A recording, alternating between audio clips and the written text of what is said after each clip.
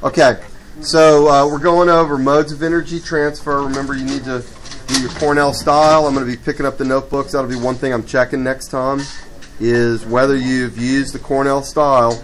If you don't use the Cornell style, 10 points off, right off the top. So you're going to be checking this right here?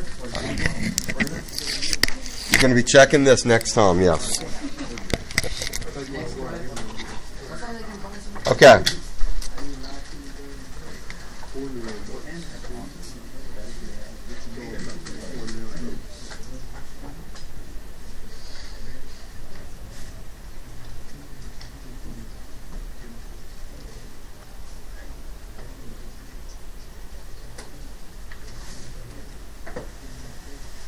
So our first mode is conduction.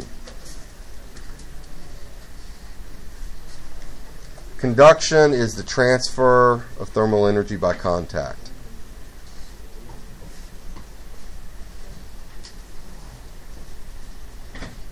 And we're going to say it's the primary mode of solids.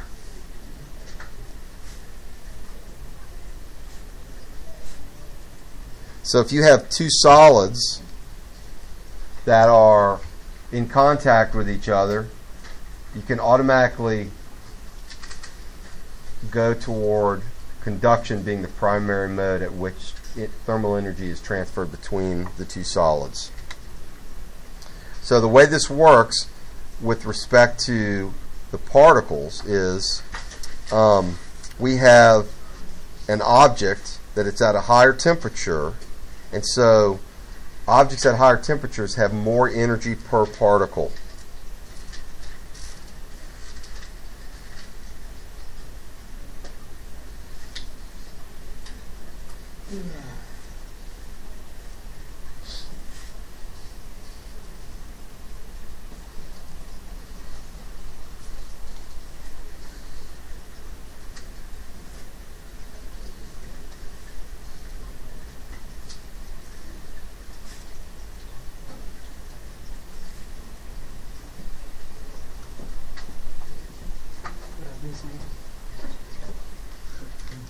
Okay, so if you have more kinetic energy, generally that means the particles are moving faster.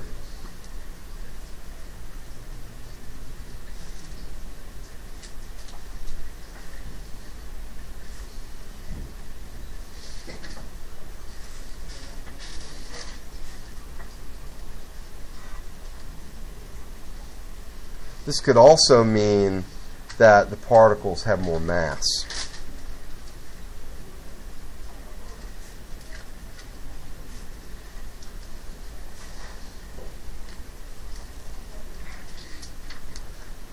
Now, when these particles with more kinetic energy bump into slower moving particles, some of the kinetic energy is transferred to the slower moving particles.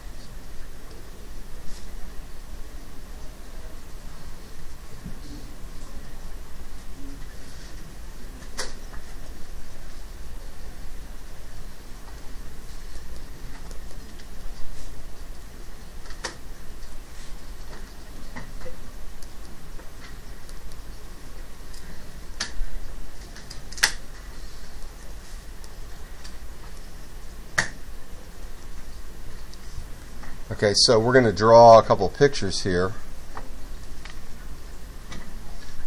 showing this transfer by touching. I'm going to draw 4 windows two of them are going to be touching.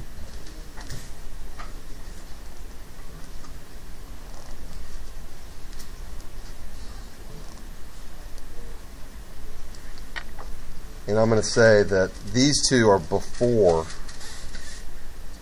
touching. And then this is after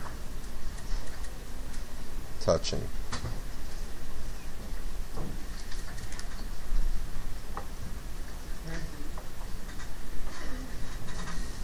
And so we can represent the moving molecules as arrows. And so this object here is going to be an object that has more kinetic energy per unit particle. It has a higher temperature. And so we're going to draw long arrows. And these particles are moving around. Now, if it's a solid, they're in an organized group, and they're not moving out of place of their organization, but they're still moving around. So we're kind of overemphasizing that movement by drawing these long arrows. But it just shows that it has a lot of energy.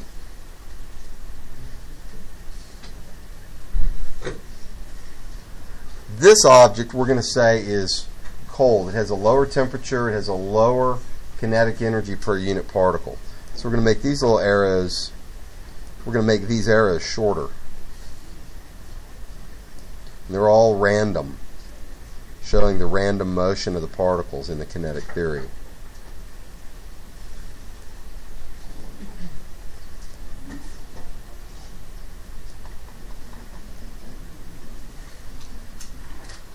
Notice also that these are all close together, so it's more dense because it's more mass in the same volume. These are more spread out, so it's less dense. So that conforms to the kinetic theory. After touching, you still have long arrows in this substance because it hasn't cooled off yet. But at the interface between the two particles, you have these fast-moving particles running into slow-moving particles. And when they run into the slow-moving particles, they make the slow-moving particles move faster.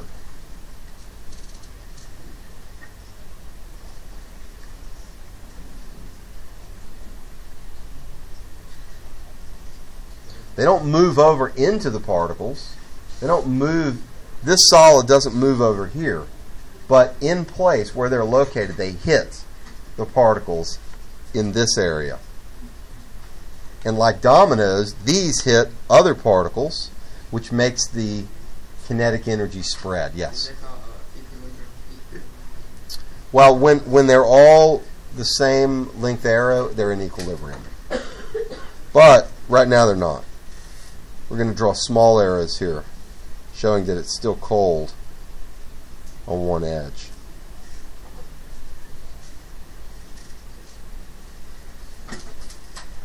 So I don't know, did I talk to y'all about my peanut brittle last time? Well, my grandmother, it's my wife's grandmother, before she died, she taught me how to make peanut brittle. So we make it at Christmas time. So anyway, we use a cast iron skillet, a really heavy cast iron skillet. It takes forever to heat that thing up. It holds a lot of heat. They're really good for cooking. And also, I've got a big metal spoon that's really heavy. That's, I don't know where we got it from, but we've had it. I think it's been in our family for a long time. It's a big spoon, and you have to, when you make peanut brittle, you have to get the sugar to a boiling point. It has to be called hardball, which is a really high temperature, so that it'll harden when it cools. And it actually caramelizes some, and that's what makes it so good.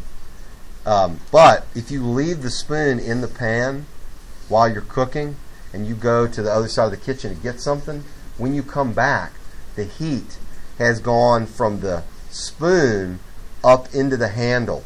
And this is not a wooden handled spoon. It's a metal handled spoon. So you can't leave that spoon in that cast iron skillet. If you do, when you pick it up, it'll burn your hand. That's heating by conduction. The pan, the spoon is in contact with the pan, So the spoon gets hot, the place where they're touching.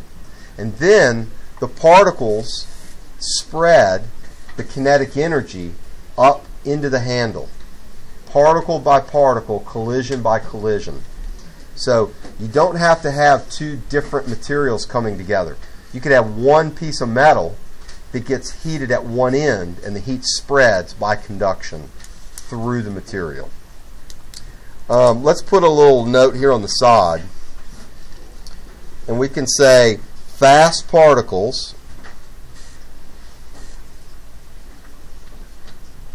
bump slow particles.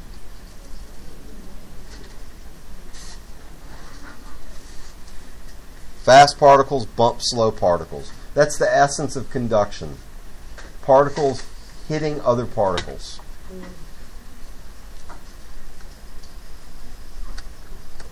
Okay, the next one is convection.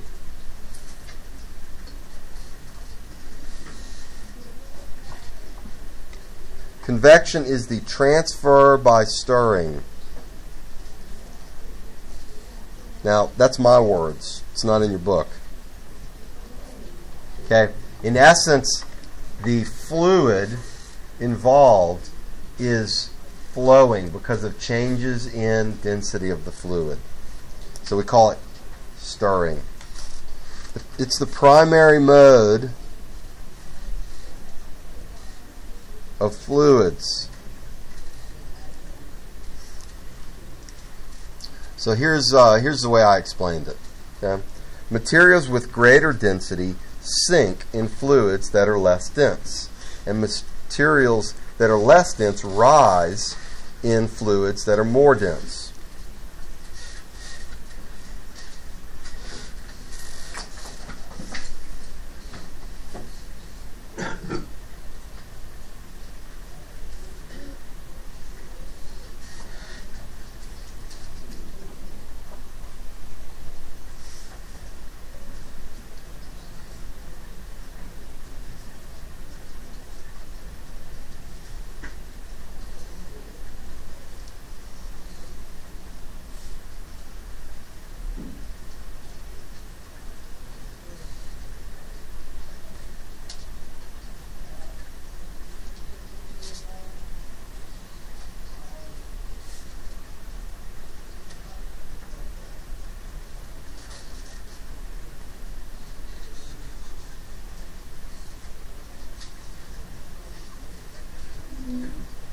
As the materials rise and fall,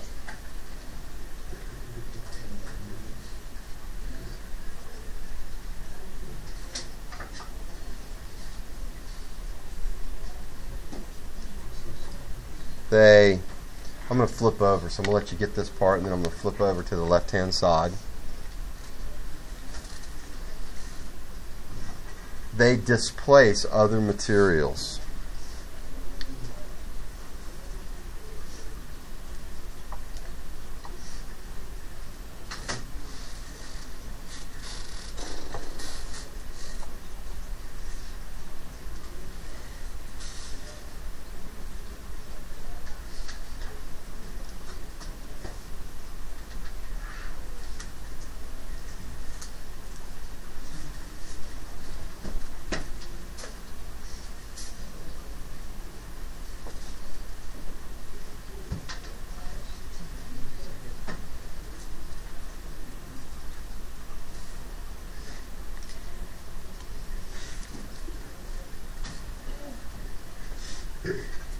All right. They displace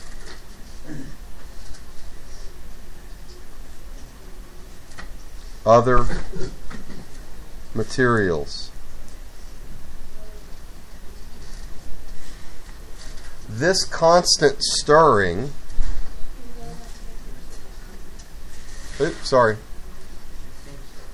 this constant stirring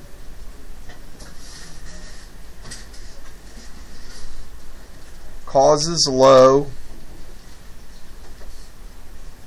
kinetic energy particles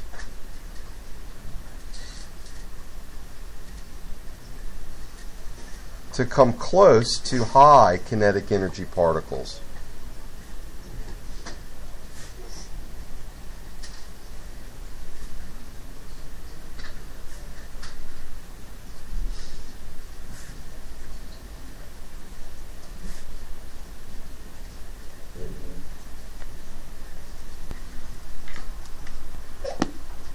Making them accessible to bumps or collisions.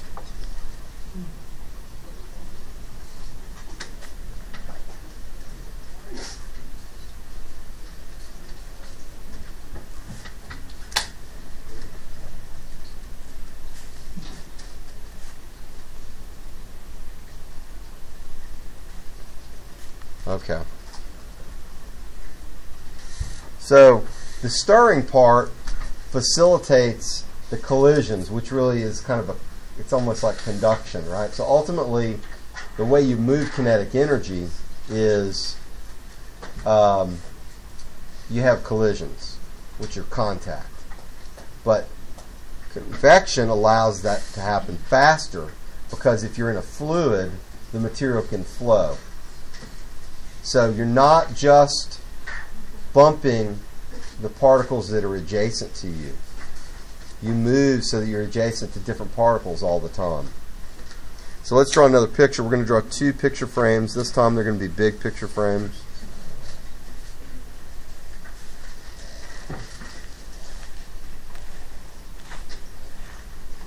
And the first one, we'll have a little heat source here. We'll put a candle. We just have some gas in here, some particles that are fluid. Fluids are liquids or gases. Liquids or gases. So heat source is the candle. This is just providing energy. Right? So when the heat from this candle warms the particles at the bottom of this container, these particles end up with a high, or at least a higher, kinetic energy. That means they have a high temp, a high temperature.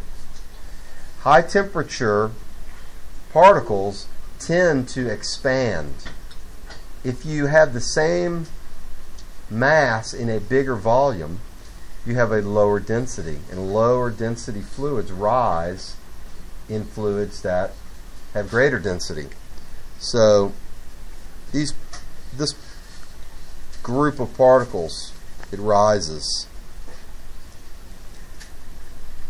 And at the top, where it's further away from the energy source, you have low kinetic energy. You have low temp. And as this low density material rises, it displaces high density material. And the high density material at the same time sinks.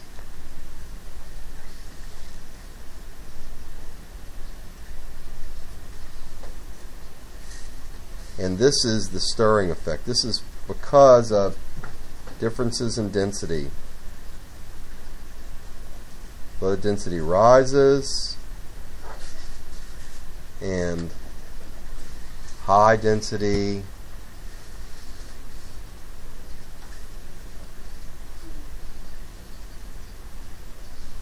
sinks.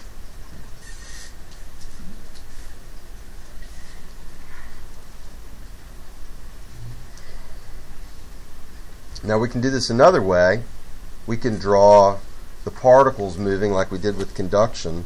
And we can draw high energy particles with big arrows, kind of randomly moving around all over the place. And these particles imply that they are hot. And these particles up here with the small arrows,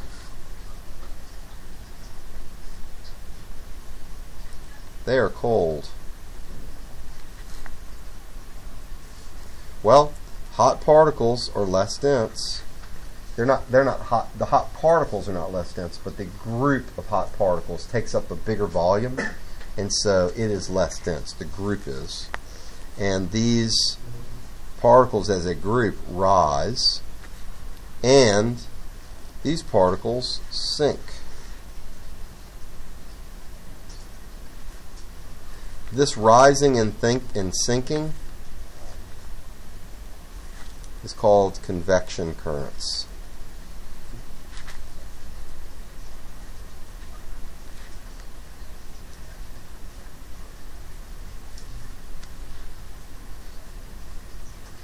This is really similar to the breeze you feel at the beach. If you've ever been to the beach, you know that during the day, typically on a warm summer day or just a sunny day period, you feel a breeze coming from the ocean toward the land. That's because the beach, the sand, heats up, gets hot. Even in the winter, it gets hot. And it heats the air right above the sand. And that air rises. And when that air rises, it leaves a space.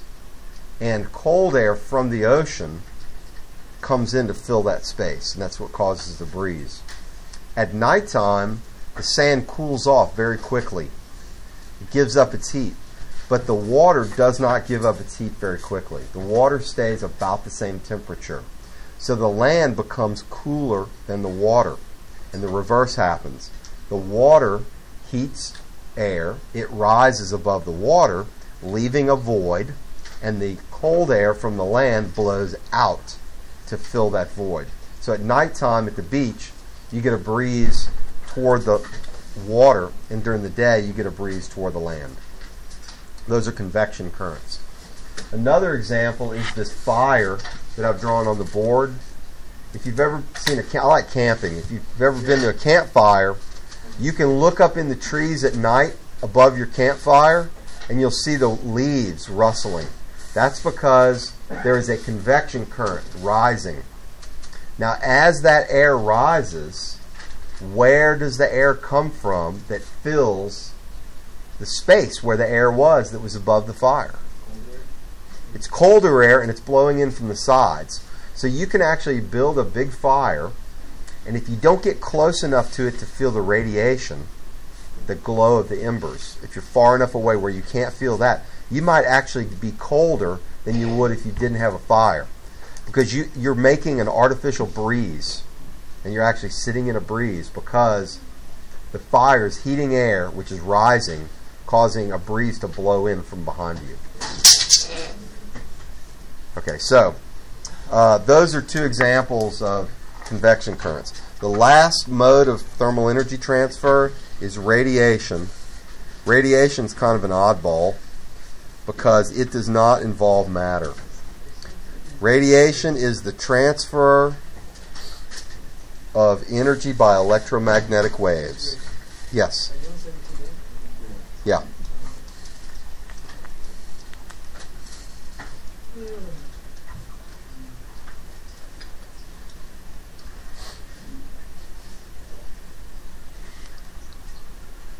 These waves travel through space where no matter is present.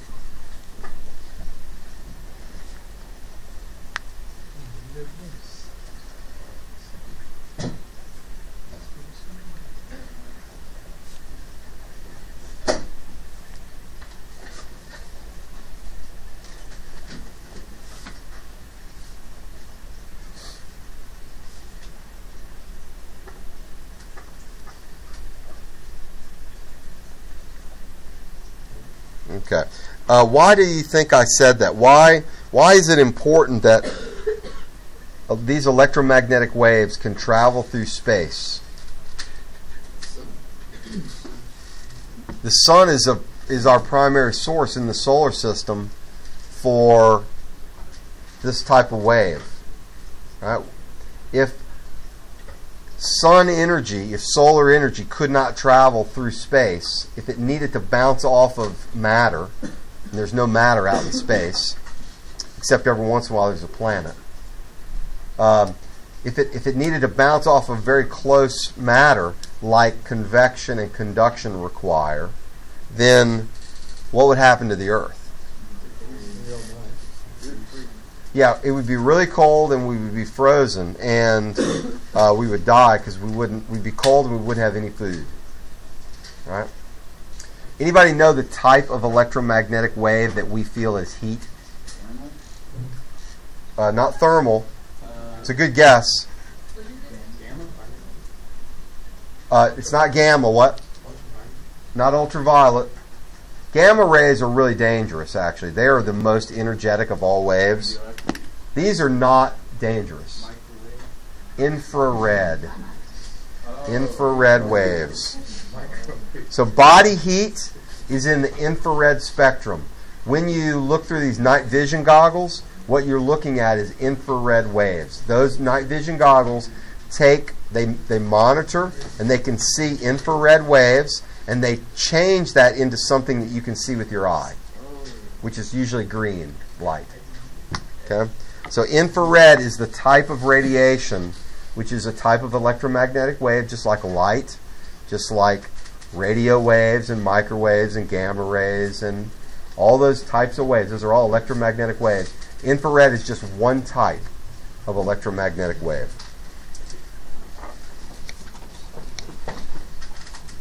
I live today.